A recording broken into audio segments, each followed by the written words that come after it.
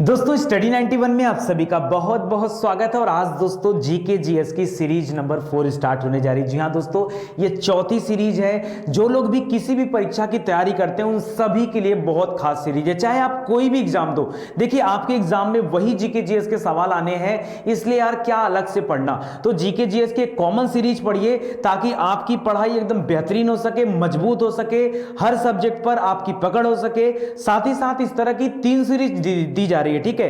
एक सीरीज सुबह के 11 बजे में दी जा रही है, दूसरी शाम को 5 बजे साइंस की सीरीज चल रही है। 11 बजे वाली सीरीज यही है जीके जीएस की, और 5 बजे वाली जो सीरीज है उसमें साइंस चल रही है। और रात को 11 बजे ऑपरेशन 10 नाम से एक सीरीज चलाई जा रही है, जिसमें सिर्फ और सिर्फ 10 क्वेश्चन होते हैं। लेकिन वो 10 क्वेश्चन ऐसे होते हैं जो आपकी परीक्षा में आते हैं, जिसमें आप सबसे ज्यादा उलझते हैं, परेशान होते हैं। जैसे कूट वाले प्रश्न हो गए, सुमेलित करना हो गया, कौन सा सुमेलित नहीं है, कथन कारक वाले प्रश्न हो गए। तो ऐसे प्रश्न आपको बड़े परेशान करते हैं। उस तरह के प्रश्न केवल 10 कराता हूं, लेकिन 10 में दम होता है, ठीक है। तो जल्दी से सभी सीरीज को ज्वाइन करिए, एक बार वीडियो को शेयर कर दीजिए ताकि ज्यादा से ज्यादा लोग जुड़ जाएं, ठीक है। फटाफट लाइव आ जाइए दोस्तों, समय बिल्कुल नहीं आपके पास, ठीक है। तो जीके जीएस की शुरुआत करते हैं। यहां पर 25 क्वेश्चन सवाल जवाब की सीरीज में आ रहा है, ठीक है। तो आप तैयार हैं, ठीक है। चलिए, जिन लोगों ने अभी तक एप्लीकेशन को इंस्टॉल नहीं किया है दोस्तों, इंस्टॉल कर लीजिए, आपके भले के लिए कह रहूंगा कि एक बार अगर आपने इंस्टॉल कर लिया ना, तो उसके माध्यम से आपकी तैयारी और भी ज्यादा बेहतर हो पाएगी। जैसे आप सभी बोलते हैं कि सर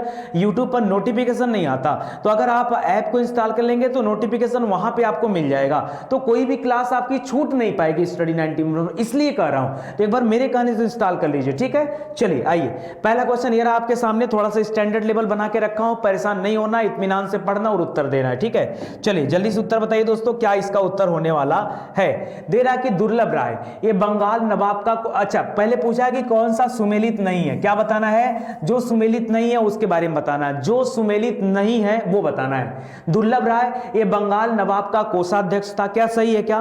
कितने लोग जानते हैं दुर्लभ राय कौन था। ये बंगाल के नवाब का कोषाध्यक्ष था, ये कथन बिल्कुल सत्य है। जगत सेठ दोस्तों ये मुर्शिदाबाद का गठन करने में इसका योगदान था, ये भी सत्य है। मोहम्मद रजा खां ये बिहार का दीवान था, ये थोड़ा सा गलत कर दिया है। मोहम्मद रजा खां ये बंगाल का दीवान था, और राजा सिताब राय ये बिहार के दीवान थे। तो ये थोड़ा सा मिसमैच कर दिया है। और यहां पर संजोग देखिए, आपसे पूछा भी है कि कौन सा सुमेलित नहीं है, तो आप कह सकते हैं कि तीसरा और चौथा सुमेलित नहीं है। तो यहां पर तीसरा चौथा यहां पर दिया, तो राइट आंसर हो जाएगा ऑप्शन नंबर 4। यहां पर ऑप्शन नंबर 4 क्या हो जाएगा, इस प्रश्न का सही उत्तर हो जाएगा। समझ में आया क्या, आया समझ में, जल्दी बताइए।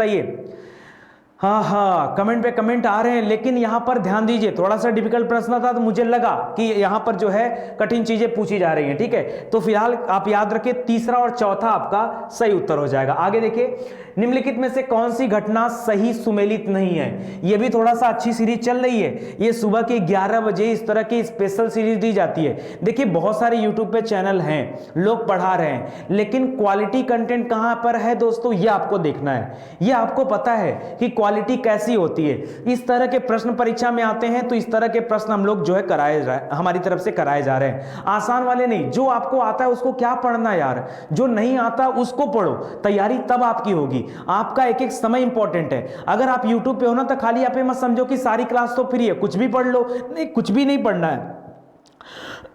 कुछ भी नहीं पढ़ना, आपको मेहनत से और समय को ध्यान में रखते हुए पढ़ना है। तो यहां देखिए, ब्लैक होल की घटना ये दोस्तों 1756 में हुआ था। आपको पता होगा सिराजुद्दौला ने बहुत सारे अंग्रेज व्यक्तियों को उठा करके काल कोठरी में बंद कर दिया, वहीं से भाग करके हालवेल गया हुआ था, जिसने लॉर्ड क्लाइव को बताया था। तो ये तो सही दिया 1756। प्लासी की लड़ाई दोस्तों लॉर्ड क्लाइव और सिराजुद्दौला के बीच में लड़ी गई है 1757 में, ये भी सही है। बक्सर का युद्ध दोस्तों मीर कासिम सुजाउद्दौला और शाह आलम द्वितीय के बीच में लड़ा गया है, वो भी आप जानते हैं 1764 में, तो वो भी सही है, ठीक है। अच्छा, देवगांव की संधि ये 1808 में दे रहा दोस्तों, ये गलत है। देवगांव की संधि शायद आपको नहीं याद आ रहा होगा, ये रघुनाथ राव का नाम सुना है आपने ना, उनके और अंग्रेजों के बीच में हुआ था, और ये संधि हुआ था 1803 में। कब हुआ था, 1803 में। यही 3 के थोड़ा सा आगे बढ़ेंगे, 1809 में अमृतसर की संधि हुई है राजा रणजीत सिंह के साथ, वो भी बहुत फेमस संधि है, ठीक है। तो उसको याद रखेगा। इस प्रश्न का सही उत्तर हो जाएगा ऑप्शन नंबर 4। समझ में आ रहा है।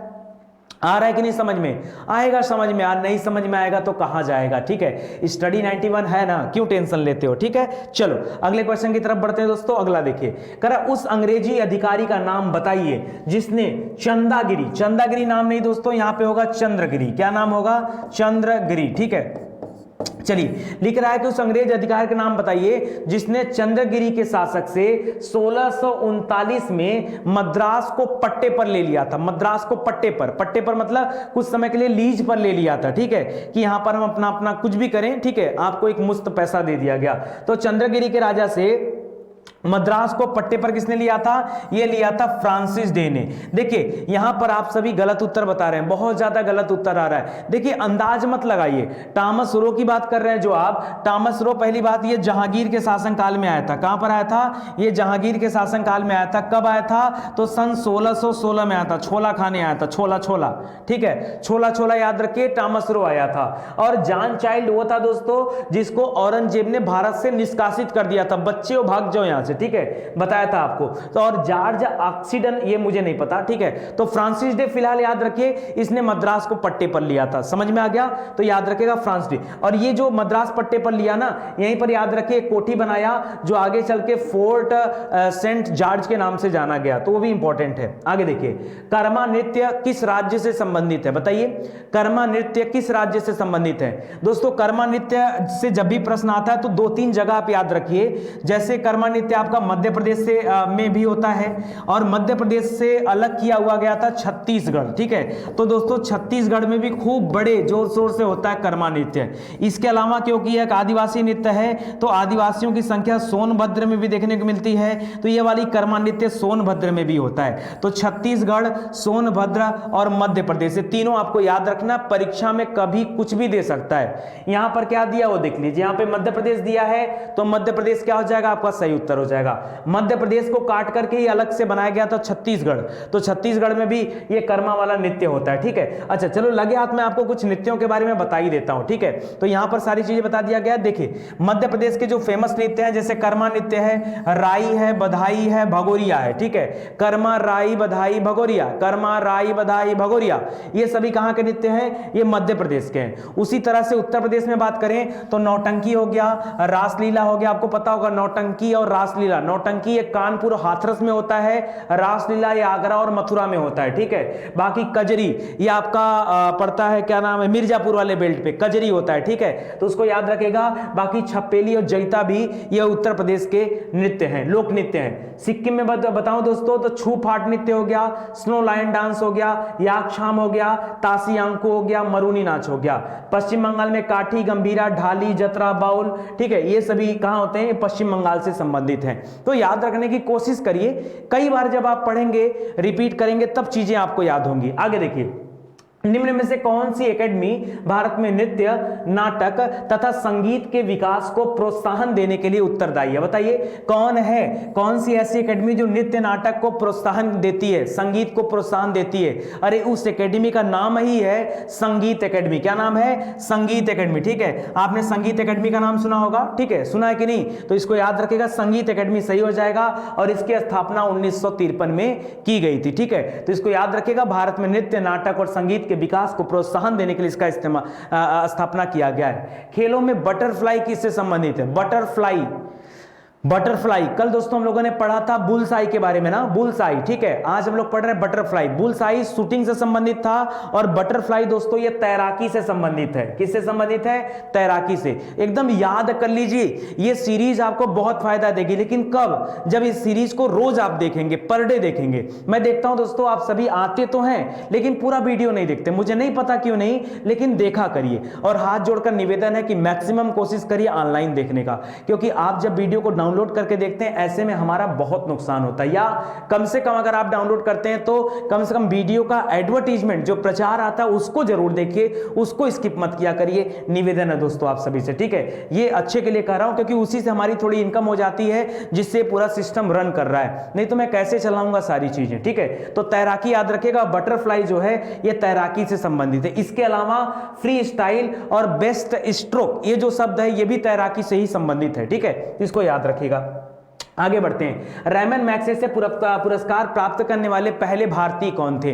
वो व्यक्ति जिन्होंने रैमन मैग्सेसे पुरस्कार प्राप्त किया। अभी ठीक कुछ दिन पहले दोस्तों प्राइम टाइम के लिए रवीश कुमार को पुरस्कार दिया गया था, रैमन मैग्सेसे पुरस्कार, ठीक है। इसको एशिया का नोबेल पुरस्कार कहा जाता है। तो दोस्तों पहला पुरस्कार फिलहाल तो आचार्य विनोबा भावे जी को मिला था, यह मिला था 1958 में, जबकि इसी के ठीक पहले रैमन मैग्सेसे 1957 से शुरू हुआ था और 58 में विनोबा भावे जी को मिला, ठीक है। तो याद रखेगा सामुदायिक नेतृत्व के लिए मिला था, इसके पहले रवीश कुमार को यह पुरस्कार मिला था, ठीक है। अच्छा इतना नहीं दोस्तों, और भी बताना चाहूंगा 2016 में भारतीय व्यक्ति थे, ठीक है, बेजवाड़ा विल्सन और टीएम कृष्णा, इनको मिला था। 2018 में एक साल बाद 17 के बाद 18 में सोनम वांगचुक और भारत वाटवानी को मिला और 2019 में फिर प्राइम टाइम के लिए रवीश कुमार को मिला, ठीक है।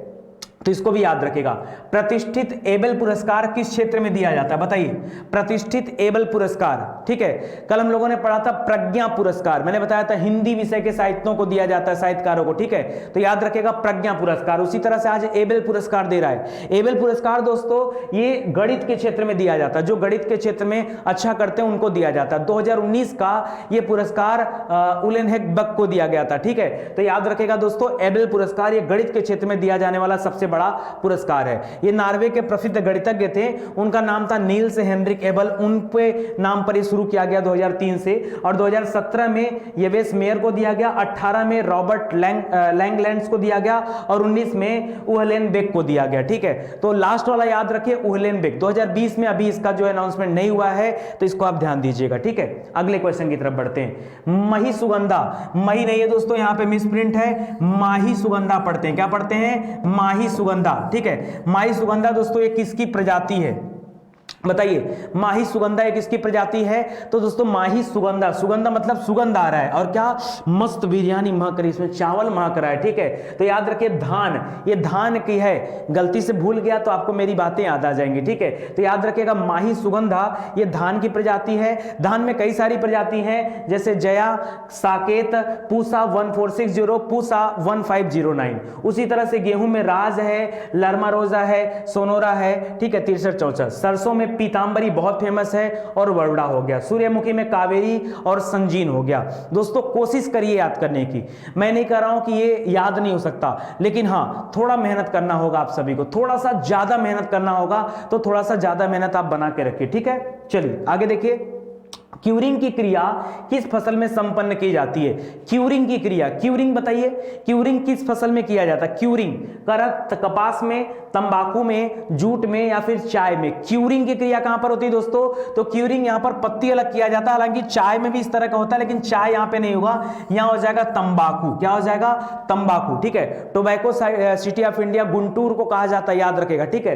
तंबाकू बोर्ड वहीं पे बना हुआ है, ठीक है। तो क्यूरिंग क्रिया जो होती है दोस्तों ये तंबाकू से संबंधित है। लिख रहा है कि तंबाकू की पत्तियों को सुखाने की क्रिया को रचाई कहते हैं, जिससे पत्तियों में वांछित रंग गंध का गुण आ जाता है। भारतीय खाद्य निगम, ठीक है, फूड कारपोरेशन ऑफ इंडिया की स्थापना कब की गई थी?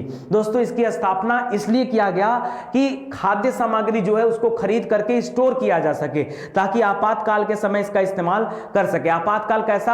आपातकाल मतलब वो नहीं, आपातकाल मतलब जब कभी अकाल पड़ जाए तब इसका इस्तेमाल हो सके। एफसीआई की स्थापना किया गया था दोस्तों 1965 में, जिस वर्ष पाकिस्तान का युद्ध चल रहा था, इंडो पाक वार चल रहा था, ठीक है, उसी वर्ष याद रखिए भारतीय खाद्य निगम की स्थापना की गई थी, ठीक है। तो इंपॉर्टेंट है। नाफेड संबंधित है, बताइए नाफेड, जल्दी से बता दीजिए, तो आसान क्वेश्चन तो बता ही देंगे, हाँ हाँ, ठीक है। जहां क्वेश्चन आसान आ जा रहा है वहां एकदम फटाफट उत्तर आ रहा है, और जहां कठिन है वहां कोई बात ही नहीं है। तो नाफेड दोस्तों याद रखेगा ये कृषि उत्पादों के विपणन से संबंधित है। किससे? कृषि उत्पादों के विपणन से संबंधित है। विपणन माने होता है बेचना, उसकी मार्केटिंग करना, ठीक है। तो याद रखिएगा। कराइए नाफेड भारत सरकार के अधीन, कृषि मंत्रालय के अधीन भारत में कृषि उपज के लिए विपणन के लिए एक सहकारी समिति है। नाफेड का फुल फॉर्म होता है national agriculture cooperative marketing federation of India, NAFED बोलते हैं। इसकी स्थापना 2 अक्टूबर महात्मा गांधी जयंती के दिन 1958 में किया गया था। मुख्यालय नई दिल्ली है। भारत में सामान्यतः खेती की पद्धति अपनाई जाती है। भाई साहब किस तरह की खेती भारत में होती है? जल्दी से बताइए, भारत में किस तरह की खेती होती है? शुष्क खेती होती है, मिश्रित खेती होती है, रैचिंग होता है या स्थानांतरित होता है? अगर स्थानांतरित की बात करें दोस्तों तो आपने इसमें सुना होगा झूम खेती के बारे में। और झूम खेती होती है पूर्वोत्तर भारत में, जहां लोग क्या करते हैं, सबसे पहले पेड़ों को काट करके जंगलों को आग लगा देते हैं और फिर उस स्थान पे खेती करते हैं। ठीक है, भारत में सबसे ज्यादा प्रसिद्ध है मिश्रित खेती। मिश्रित खेती में ऐसा नहीं कि दो दो फसल लगाए जाते, नहीं, मिश्रित खेती के मतलब खेती के साथ साथ पशुपालन भी होता है, खेती के साथ साथ पशुपालन भी होता है और इसी को मिश्रित खेती का नाम दिया जाता है। ठीक है, तो यहां पर याद रखेगा मिश्रित खेती होती भारत में। ऑप्शन नंबर 2 क्या हो जाएगा, सही उत्तर हो जाएगा। समझ में आएगा समझ में, बस मन लगाकर पढ़ते चलिए। आगे देखिए, गंगा घाटी में चावल की गहन कृषि हेतु कौन सा एक कारक उत्तरदायी नहीं है, बताइए। गंगा घाटी में चावल की खेती के लिए कौन सा एक कारक उत्तरदायी नहीं है, इत्मीनान से पढ़ेंगे सब मिल जाएगा। गंगा घाटी की बात कर रहा है, जैसे अगर आप बिहार से लेकर उत्तर प्रदेश तक की बात कर लें, गंगा घाटी का ही क्षेत्र है ना। करा निरंतर वर्षा, क्या हमारे क्षेत्र में निरंतर वर्षा होती है, अभी आप कहोगे, देखते हैं आगे। निम्न समतल भूमि, हाँ यहां भूमि समतल है, ये तो मानना पड़ेगा, ये राइट आंसर है। पर्याप्त श्रम की उपलब्धि, श्रम आपको जितना चाहिए लेबर वो मिल जाएगा आपको, ये भी सही है। नवीन जलोढ़ मृदा, क्यों, क्योंकि हर साल बाढ़ आता है तो नवीन जलोढ़ मृदा भी मिलती है। निरंतर वर्षा आप इसलिए नहीं बोल सकते, काम भर की वर्षा होती है लेकिन निरंतर वर्षा नहीं होती। ऐसा नहीं कि रोज रोज खूब वर्षा हो, निरंतर वर्षा ऐसा नहीं होता है। जबकि जो समुद्र तटीय राज्य हैं वहां पर खूब वर्षा होता है। तो इस प्रश्न के लिए जो सही उत्तर हो जाएगा कि कौन सा उत्तरदायी नहीं है, वो पहला वाला हो जाएगा, निरंतर वर्षा। जिन्होंने भी जल्दीबाजी में किया होगा उन्होंने आंसर गलत टिक किया होगा, और इसी तरह से परीक्षा में आप गलती करते हैं तो गलती मत करिए, ज्यादा बेहतर होगा। ठीक है, निम्न कथनों में से कौन सा एक टीपू सुल्तान के विषय में सत्य नहीं है। जो टीपू सुल्तान के विषय में सत्य नहीं वो बताना। टीपू सुल्तान के पिता का नाम हैदर अली था, याद आया, और टीपू सुल्तान चौथे आंग्ल मैसूर युद्ध में मारा गया 1799 में, याद रखेगा।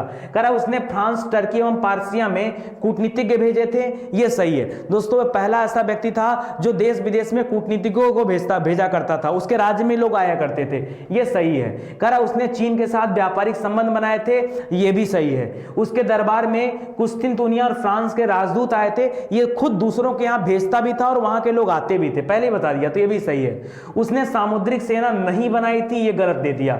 उसके पास सामुद्रिक सेना थी, हालांकि बाद में गड़बड़ हो गया क्योंकि अंग्रेजों ने उसके राज्य को चारों तरफ से घेर लिया, फिर वो कमजोर पड़ गया। ठीक है, लेकिन उसके पास सामुद्रिक सेना थी, ये नहीं लिख करके गलत कर दिया, तो यहां पर चौथा वाला उत्तर क्या हो जाएगा, सही हो जाएगा। ठीक है, तो इसको याद रखेगा। लाल मिट्टियां पाई जाती हैं, लाल मिट्टी किस जनपद में, किस जगह पर पाई जाती है, आपको यह बताना। लाल मिट्टी लिख रहा आगरा और मथुरा में, ठीक है, आगरा और मथुरा में लाल मिट्टी नहीं दोस्तों, आगरा और मथुरा में लाल मिट्टी नहीं, यहां पर मरुस्थली मिट्टी पाई जाती है, और ये वैसे भी जो है राजस्थान के करीब वाला क्षेत्र है तो मरुस्थली मिट्टी है। एटा और मैनपुरी की बात कर लें दोस्तों, एटा और मैनपुरी की, तो यहां पर याद रखेगा एटा और मैनपुरी में यहां पर आपको लवणी मिट्टी मिल जाएगी, क्या मिल जाएगी, लवणी मिट्टी मिल जाएगी। ठीक है, मिर्जापुर और झांसी याद रखें दोस्तों, यहां पे लाल मिट्टी पाई जाती है। मिर्जापुर और झांसी दोनों दो अलग अलग जगह पे है, झांसी बहुत दूर है, बुंदेलखंड से आगे जाएंगे तो झांसी मिलेगा, और यहां पर मिर्जापुर अलग दिशा में। ठीक है, सीतापुर और बाराबंकी में मत करिएगा,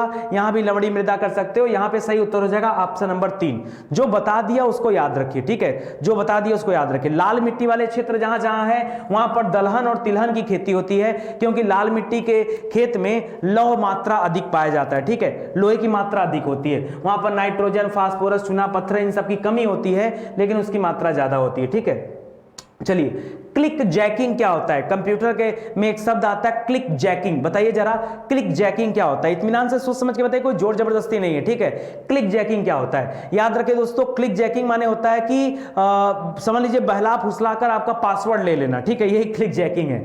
लिख रहा है कि वेब प्रयोक्ताओं को गोपनीय जानकारी प्रकट करने के लिए फुसलाने वाली एक दुर्भावपूर्ण तकनीकी होती है जिसको क्लिक जैकिंग बोलते हैं, और यही इस प्रश्न का क्या है, सही उत्तर है। ठीक है, चलो आगे बढ़ते हैं। करा निम्नलिखित में से किस भारतीय गणितज्ञ द्वारा आइंस्टीन के सापेक्षता सिद्धांत E = mc² को चुनौती दिया गया था। तो ये एक भारतीय व्यक्ति थे जिन्होंने E = mc² को चुनौती दिया था, और अभी 2019 में उनका निधन हो गया है। याद रखेंगे, नाम था उनका वशिष्ठ नारायण सिंह। क्या नाम था, वशिष्ठ नारायण सिंह। ठीक है, याद रखेगा, भारतीय व्यक्ति थे, और जैसे इन्होंने चुनौती दिया पूरे दुनिया में इनका नाम हो गया। ठीक है, तो इसको आप याद रखेगा, इंपॉर्टेंट क्वेश्चन है। चलिए आगे बढ़ते हैं दोस्तों। उत्तर प्रदेश का वह कौन सा जनपद है जहां अल्प समुदाय का सर्वाधिक केंद्रीकरण है। अल्प समुदाय में मुस्लिम भी आ सकता है क्योंकि हिंदू धर्म तो यहां बहुसंख्यक में है, तो मुस्लिम अल्पसंख्यक में है, बौद्ध भी आ सकता है, जैन भी आ सकता है, ईसाई और पारसी भी आ सकते हैं। ठीक है, तो यहां पर देखिए करा है कि केंद्रीकरण सर्वाधिक केंद्रीकरण कहां, बिजनौर, मुरादाबाद, लखनऊ और रामपुर। क्या पूछा है, अल्प समुदाय का सर्वाधिक केंद्रीकरण बिजनौर, मुरादाबाद, लखनऊ। वैसे दोस्तों ये चारों जगह दो है मुस्लिम बाहुल्य क्षेत्र है, लेकिन यहां पर रामपुर जो है वो आप टिक कर लीजिएगा, रामपुर। ठीक है, आजम खां वाला क्षेत्र है और यहां पर जो है सबसे ज्यादा मुस्लिम पाए जाते हैं, अत्यधिक मात्रा में मुस्लिम पाए जाते हैं, तो आप इसको भी टिक कर सकते हैं। ठीक है, चलिए आगे देखते हैं। उत्तर प्रदेश में प्रारंभिक शिक्षा के लिए स्कूल चलो अभियान ये कब शुरू हुआ, स्कूल चलो अभियान। ठीक है, ये स्टार्ट हुआ था सन 2000 में। कब हुआ था स्कूल चलो अभियान, ये कब हुआ था दोस्तों, सन 2000 में हुआ था। उत्तर प्रदेश में स्कूल चलो अभियान सन 2000 में। मिड डे मील कब हुआ था, ये 1995 में। बहुत पूछता है मिड डे मील, तो इतने बार पूछ चुका है परीक्षा में ना कि क्या बताया जाए आपको। चलिए आगे बढ़ते हैं दोस्तों।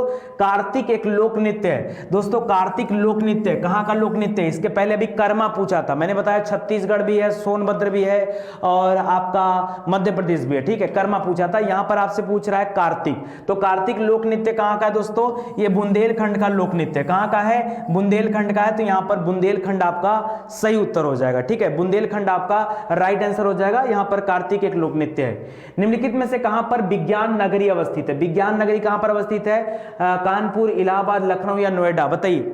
ठीक है, ठीक है, बताइए कहां पर स्थित है, कानपुर, इलाहाबाद। कानपुर में, इलाहाबाद में तो नहीं होगा, इलाहाबाद में हरिश्चंद्र अनुसंधान केंद्र है। ठीक है, लखनऊ भी मत करिए, यहां पर सही उत्तर क्या हो जाएगा, बताइए, लखनऊ सही है, लखनऊ ही सही है।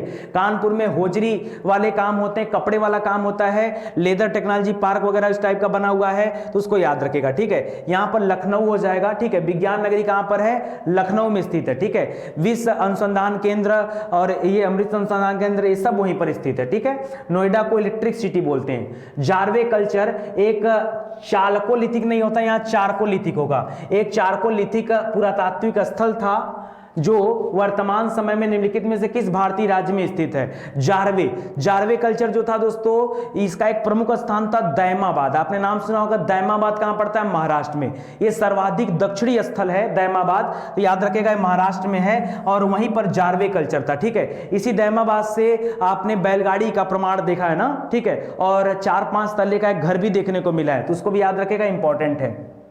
चलिए आगे देखिए, कुछ संस्कृति है जैसे आहार संस्कृति, ये 2800 से 1500 ईसा पूर्व में थी राजस्थान के उदयपुर में। प्रभास संस्कृति ये 2000 से 1400 ईसा पूर्व में गुजरात के तटीय क्षेत्र में। सालवदा संस्कृति ये 2300 से 2000 में महाराष्ट्र के धुलिया में। और कायथा ये चंबल नदी के क्षेत्र में स्थित था। ठीक है, समान वर्षा वाले मात्रा वाले स्थानों को मिलाने वाली रेखा को क्या कहा जाता है, ऐसी रेखा जो समान वर्षा वाले स्थानों को मिलाती है उसको क्या बोलते हैं, मिलाने वाली रेखा को आइसोहाइट बोलते हैं। वर्षा वाले स्थान को मिलाएगी तो आइसोहाइट बोलते हैं। ठीक है, इसके अलावा दोस्तों आइसो बात किसे बोलते हैं, तो ये बात माने नहाना। याद रखें, समुद्र के अंदर समान गहराई वाले क्षेत्रों को जो रेखा मिलाती है उसको आइसो बात कहते हैं। आइसोराइम ये पाला गिरने वाली समान मात्रा को मिलाने वाले स्थान होते हैं। और आइसोफेन जो है दोस्तों, ये समान मौसमी घटनाओं को दर्शाने वाली रेखा होती है। भारत की कौन सी नदी कर्क रेखा को 2 बार काटती है। कर्क रेखा भारत के कुल 8 राज्यों से गुजरता है और कर्क रेखा को 2 बार काटने वाली नदी कौन सी है, माही नदी है। कौन सी है, माही। ये माही नदी दोस्तों ये राजस्थान में बहती है, इसको याद रखेगा, माही नदी। ठीक है, गंगा मत करिएगा, साबरमती आपके गुजरात में है, नर्मदा भी गुजरात में, बट यहां सही उत्तर माही नदी होगा। ठीक है, तो ये आपका राइट आंसर हो जाएगा। आज के लिए दोस्तों बस इतना ही, उम्मीद करता हूं अच्छा लगा होगा। थोड़ा सा एक्सप्रेस बैच है तो थोड़ा सा तेजी भी दिखाना है ताकि आपको कोई दिक्कत परेशानी ना हो और जल्दी से आपका विषय जो है कवर होता चले। ठीक है, मिलते हैं दोस्तों शाम को 5 बजे और रात को 11 बजे रेडी रहेगा ताकि आप ध्यानपूर्वक पढ़ सकें। आज के लिए इतना ही, बहुत बहुत धन्यवाद आपका। Thank you so much. जय हिंद, जय भारत।